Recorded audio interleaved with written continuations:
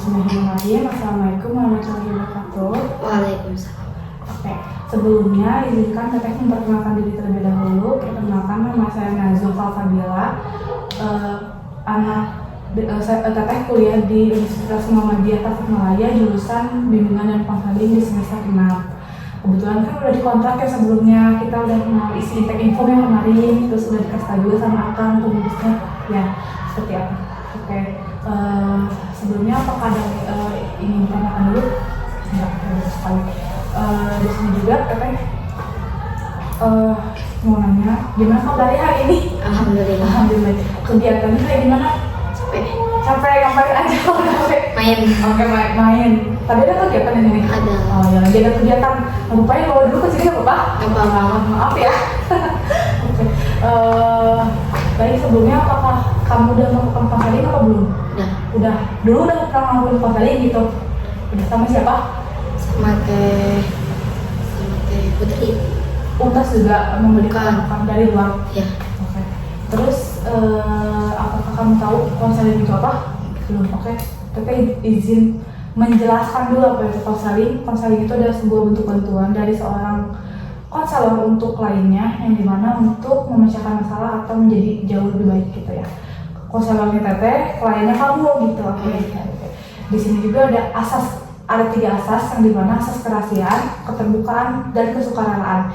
Yang dimana asas kerahasiaan itu nanti kamu tuh nggak akan tahu dosen orang lain tuh kamu siapa gitu, terus mukanya kayak gimana gitu ya, terus kamu tuh dari mana nggak akan ada yang tahu. Terus asas keterbukaan, yang dimana kamu harus terbuka sama Teteh.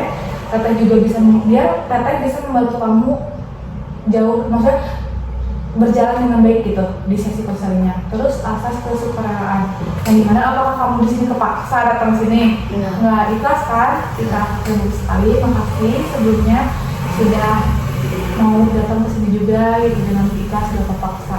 Terus mungkin izin Teteh video tuh apa diizinkan? Oke, terima kasih. Terus juga nanti Teteh mungkin upload ke YouTube, tapi insya Allah aman banget gitu, gak akan ada yang tahu bahwa kamu siapa gitu, apa? Paling juga nanti dilihat sama dosen Teteh, ya apa? Oke, terima kasih. Terus Teteh juga izin mungkin di sini durasinya dari 20 menit sampai 30 menit atau 30 menit sampai 40 menit. Apakah diizinkan? Oke, terima kasih. Sebelumnya sekarang lanjut. Apakah ada yang ditanyakan dulu gak? Nah, baik. Sebelumnya kan kita udah baca info yang kamu kasih ke Teteh bahwa permasalahan itu hilang uang kan? Iya. Masih belum ikhlas gitu. Belum ikhlas, hilang uang belum ikhlas. Nah, gimana caranya kita agar supaya biar ikhlas gitu? Oke, bagus sekali. Boleh diceritakan nggak kayak hilang gimana, kejadian seperti apa dan bagaimana gitu? Kan seperti itu mama Putri kesini, anterin uang buat jajan. Terus Papa tadi bawa ke sekolah, ini mau dibayarin buat jas OSIS. OSIS? Iya. Terus Papa teh lagi buat kerajinan tugas dari guru. Terus si uangnya itu ditaruh di tas. Terus Papa teh dititipin sama teman. Kata si teman teh ada yang ambil, cenah yang pegangin tas aku, katanya mau ngapain cenah. Tapi gak ada, aku mah gak sampai. Tapi kamu tahu orangnya siapa? Tahu. Sebelumnya kamu udah pernah nanyain ke Kak? Pernah. Kayak gimana rasanya? Kamu cepet pernah bawain tas gak? Enggak, katanya gitu. Terus kamu langsung ngomong, kamu bohong aku gak kayak gitu? Enggak. Nah, dia cuma nanya doang. Iya. Terus setelah kejadian itu kan kayak hilang uang, kamu masih belum bisa nerima uang itu hilang. Terus kayak kamu pun tahu orangnya siapa. Respon kamu ketika ketemu orang tersebut kayak gimana? Cuek, jadi beda. Ya dia nanyain kenapa, cuma gitu. Enggak, kata aku teh. Tapi sampai sekarang masih kayak gitu? Enggak sih. Oh enggak, jadi alhamdulillah. Oke. Sebelum masuk ke sesi selanjutnya, kan tadi kamu udah ceritain ada kejadian itu kamu dikasih uang sama mama, tapi dibawa ke sekolah buat bayarin jas OSIS, terus ada kerajinan kerajinan kayak gitu, terus dibawain ke sama temen kamu, tapi uangnya hilang gitu. Iya. Udah ditanyakan tapi dia gak ngaku gitu. Nah, di sesi konseling ini apa yang ingin kamu capai dari proses sesi konseling ini untuk kedepannya? Lebih hati-hati. Lebih hati-hati lalu? Jangan percaya sama orang. Oke, selain itu dalam diri kamunya mengikhlaskan apa enggak? Harus ikhlas, mengikhlaskan ya. Mengikhlaskan. Teteh mau nanya kalau kamu bisa berdamai dengan uang yang kehilangan uang kan yang dihilang. Iya berarti. Jika kamu ya kalau kamu bisa berdamai dengan kehilangan uang tersebut, apa yang akan berubah dalam hidup kamu? Kan kamu damai nih, udah ikhlas nih. Misalkan ya udah, ketika kamu udah ikhlas ngeikhlasin uang yang hilang, kamu itu bakal jadi kayak gimana? Biasa, seperti biasa. Seperti biasa. Lalu seperti biasa itu kayak gimana?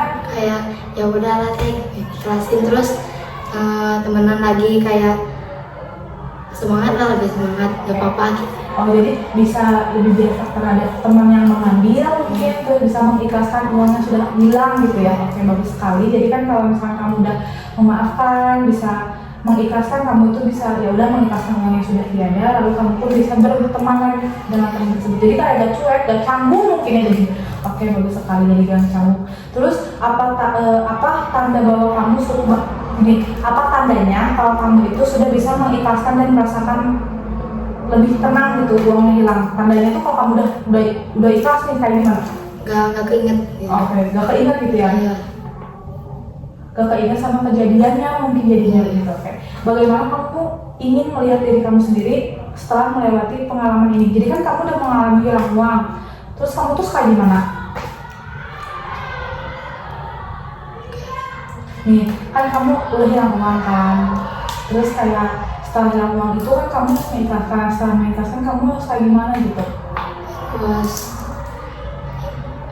hati-hati sih, jangan bawa uang banyak gitu ke sekolah atau jangan dititipin gitu. Oke, tasnya mungkin apa barang itu jangan dititipin lagi atau pas udah hati nih biar itu kamu jangan lagi. Oke, bagus sekali.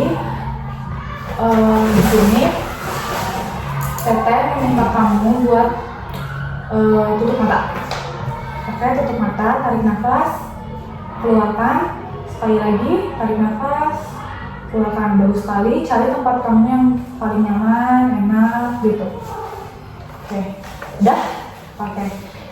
Mungkin pertanyaannya cukup aneh, tapi jangan hirauin pertanyaan tadi ke kamu ya. Di sini cukup kamu memahami apa yang kita ucapin aja, oke? Kalau nggak ada yang dingerti, bisa bilang aja ke teteh ya. Nah di sini sekarang kamu bayangkan malam hari itu kamu tidur, terus ada keajaiban terjadi, terus semua rasa sedih, kecewa, terus marah akibat uang hilang itu hilang gitu. Kamu tuh bisa menghilangkan semua rasa sedih, kecewa, marah tersebut jadi hilang ketika malam terjadi. Lalu ketika kamu bangun keesokan harinya, apa yang berbeda dalam diri kamu? Masih tutup mata. Lebih enak gitu kayak, lebih gak keingat semua itu, terus lebih semangat gitu buat itu. Oke, ketika ada keajaiban yang terjadi gitu, terus ada rasa ya hilangnya rasa sakit, rasa kecewa, rasa marah. Ketika kamu kehilangan uang, bangun ya pagi-paginya, kamu itu akan jadi lebih enak, lebih semangat. Nah, kalau boleh tahu lebih enak kayak gimana? Hasilnya gak sedih deh. Gak sedih gitu ya. Terus semangatnya semangat apa? Semangat buat sekolah. Oke, semangat buat sekolah. Jadi ketika ada keajaiban itu terjadi, kamu itu akan menjadi lebih semangat sekolah lagi, berdamai dengan diri kamu, terus kayak bisa lebih enak, lebih enjoy, gak ada pikiran, gak ada tuduhan lagi mungkin ya di kepala kamu. Oke, bagus sekali. Apa yang pertama kali kamu lakukan dengan perasaan baru itu? Kan udah ada nih perasaan barunya, lebih enak, lebih semangat. Nah, apa yang akan kamu lakukan? Menyapa teman. Oke, menyapa teman yang bermasalahnya. Iya. Terus menanyakan lagi gitu. Contohnya menanyakan apa? Menanyakan apa kamu ambil uang aku gitu. Oh, lebih memberanikan diri gitu ya. Kan awalnya kan nanya doang tas ya. Oke, bagus sekali. Siapa yang akan melihat perubahan kamu dan apa yang mereka lakukan? Kan kamu udah berubah nih, jadi lebih enak, lebih tenang, lebih semangat. Nah, siapa yang bakal tahu gitu bahwa kamu itu berubah dan apa respon mereka? Teman gitu. Oke, kamu punya teman. Jadi teman. Nah, respon mereka menjadi kamu misalkan udah berubah, apa responnya? Kok aneh gitu, beda gitu. Oh, beda. Kenapa Nggak beda? kayak seperti kemarin. Oh, oke, jadi seperti kemarin.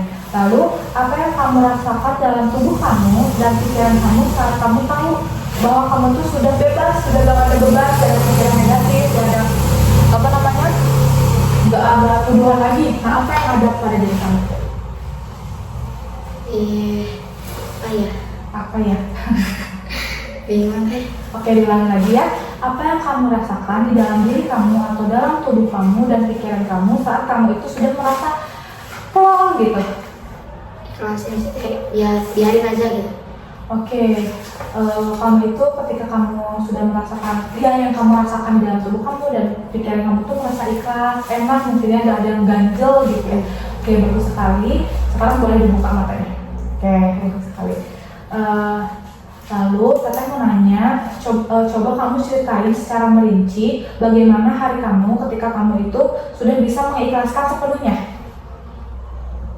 Hari-hari kamu kalau kamu udah ikhlas gitu, uang aku yang udahlah ikhlas gitu. Nah, di hari-hari yang akan datang kamu bakal kayak gimana? Kayak semangat lah untuk jalanin misalnya ngaji, nggak males gitu. Terus minta ke orang tua bilang misalnya uang hilang, terus Ya. nanti kan dikasih lagi. Ya.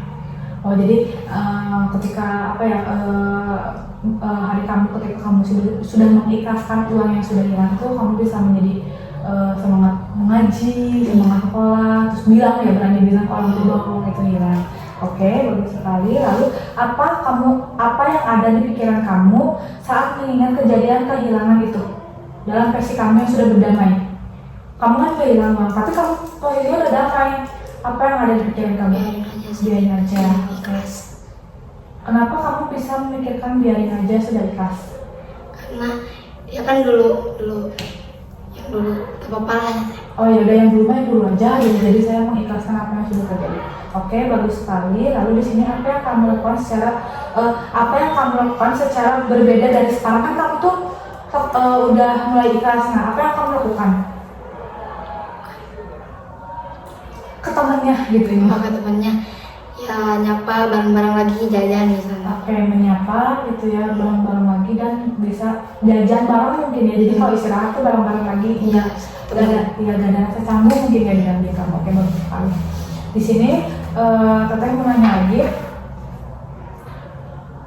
Pernahkah ada saat dimana meskipun sebentar ya, kalau misalnya ada saatnya walaupun sebentar ya memang saatnya, kamu tuh merasa sedikit lebih tenang dan tidak terlalu memikirkan barang yang hilang? Pernah nggak? Kapan? Ketika ngaji misalnya, ketika di masjid gitu kan.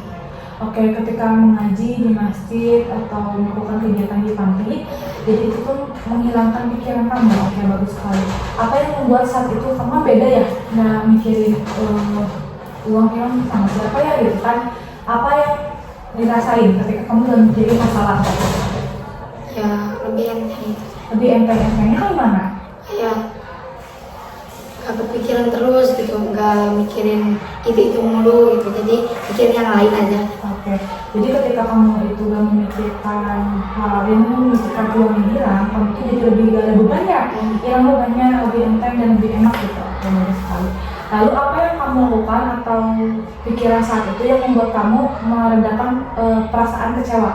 Kan kalau misalnya kecewa, kamu tuh biar ngeredain rasa kecewa kamu tuh kayak gimana? Makan. Oke, selain makan, apalagi?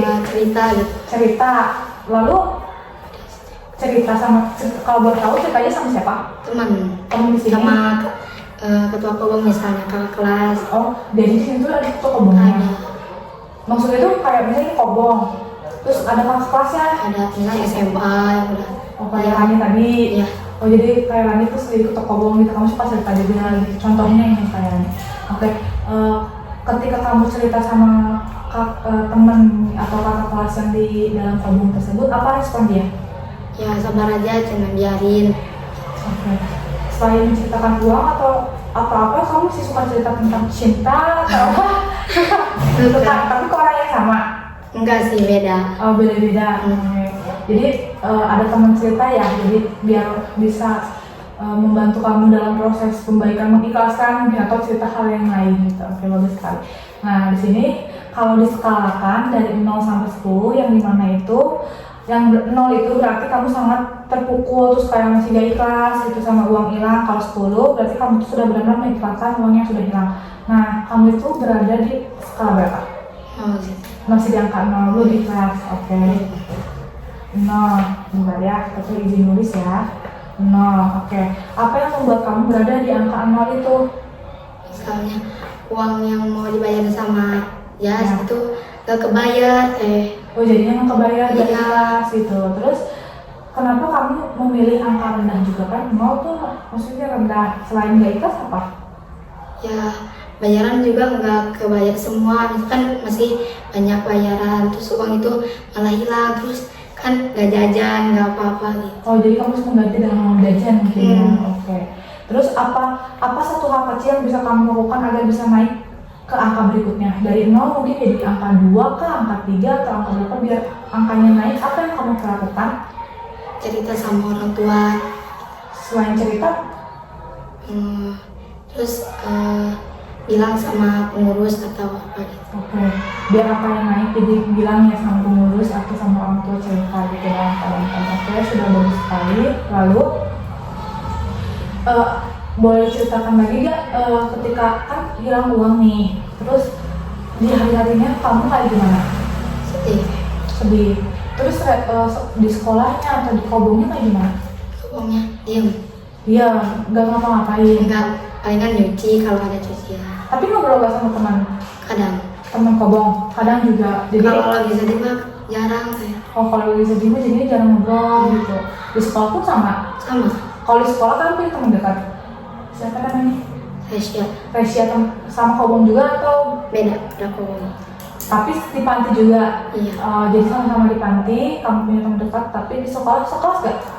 Enggak, Kalau di kelas ada teman dekat gak? enggak ada. Soalnya hampir 5 cowok gitu. Oh, Jadi ceweknya sedikit, ceweknya sedikit. Jadi 2 kelas jadi. maksudnya ini 2 kelas gitu kayak gimana sih? Jadi kelompok gitu deh. Oh, Si jadi Resa mati, kelompok yang B misalnya. kalau kamu kan Ah, dikatanya di kelas tuh ada ceweknya sedikit. Apa nggak ada teman dekat cewek di kelas? enggak ada soalnya anak luar. Oh, jadi Enggak. kalau misalkan anak kamu tuh nggak berbaur sama anak luar juga? Enggak. Kenapa kan mau berbaur sobat? Enggak tahu. Nggak, sorry gitu. Iya. Jadi kalau istirahat kamu kan gimana tuh? Yang Esa ke kelas Oh, kalau misalkan di kelasnya tuh duduknya sebangku apa? Sendiri-sendiri. Oh, sendiri-sendiri. Jadi kalau di kelasnya udah sendiri tuh apa? Nggak ini sama yang lain itu? Enggak. Oh, enggak. Jadi kayak, tapi nyaman dari kelasnya?